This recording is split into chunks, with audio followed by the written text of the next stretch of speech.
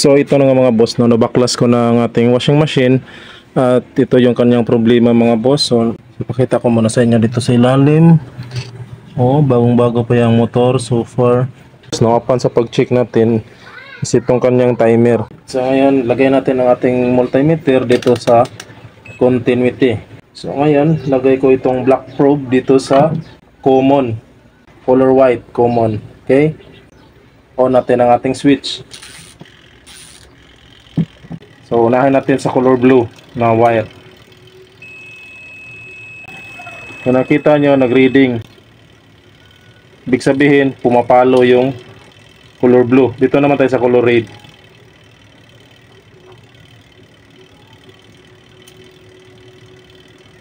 So wala talaga mga boss, no, kahit dalawang beses pa ito papitikin natin ang ating timer. Yan.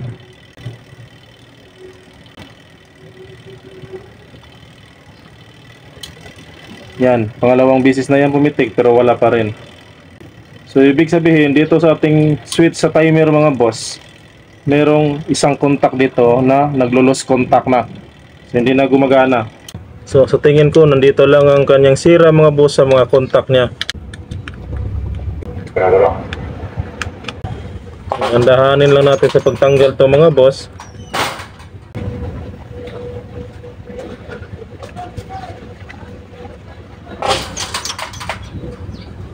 Yan, natanggal na siya mga boss. At ito yung contact na sinasabi ko. Yan, ito. So kung nakita nyo yan, yan, may parang marka ng sunog dyan mga boss, no.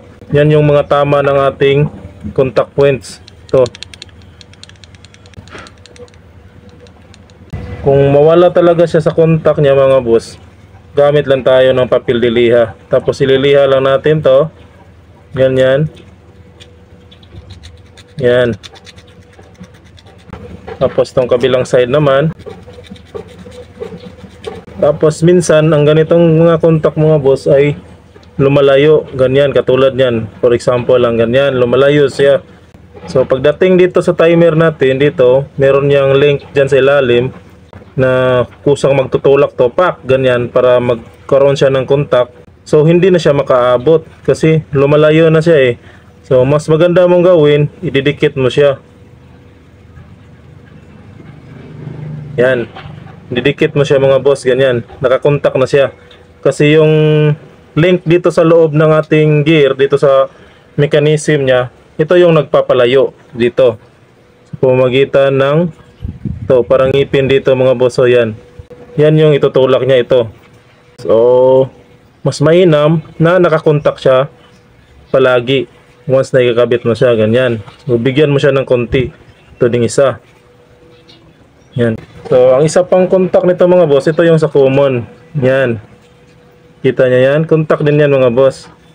Pag switch on mo, itutulak niya to, automatic na mayroong kuryente ating common. Tapos dito na magko-control sa mga contacts niya, sa forward at saka reverse, itong dalawa. Okay, mas mainam na ililiha mo din to mga boss, no? So ngayon ibabalik ko na siya mga boss, ha. Ito, itong forward at reverse natin na contact. So simpleng ipapaslak mo lang siya dyan. Ganyan. So naikabit na yan. Yan mga boss, oh. Ganyan lang, steady mo muna siya dyan. Tapos ito yung mas mahirap pag once na ibabalik na natin. So kailangan natin siyang talian mga boss. Kasi dito sa bandang itaas, dyan,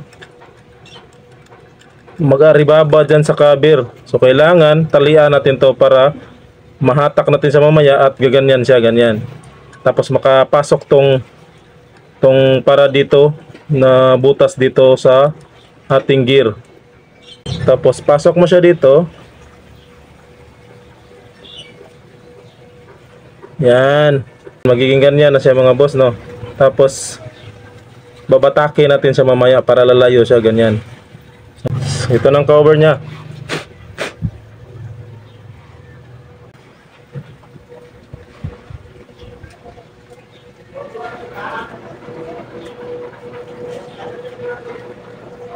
Yan, steady muna tayo dyan.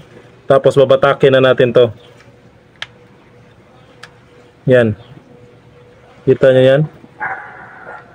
Ito yung magbabatak. Tapos, push down, ganyan. So, ngayon, tatanggalin na natin to. Oop, easy way. Yan, tanggal na. So, ngayon, i-screw na natin siya. Para ma-tester na natin. Continuity. Itong white probe common. Tapos, red and blue. Forward at saka reverse. So, on natin ang ating timer.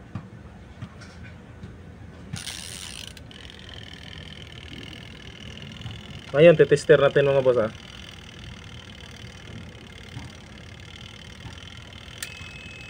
Yun, color blue.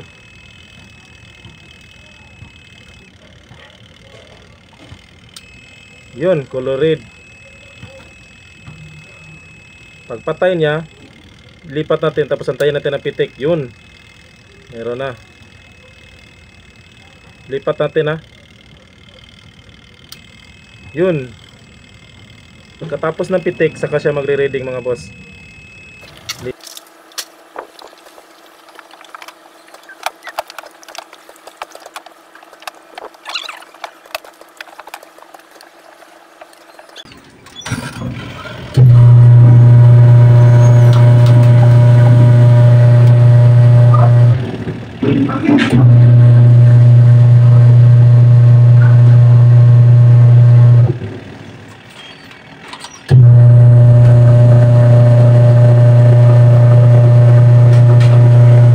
So yun, bumaliktad na siya mga boss, no? Dito na titignan sa ilalim.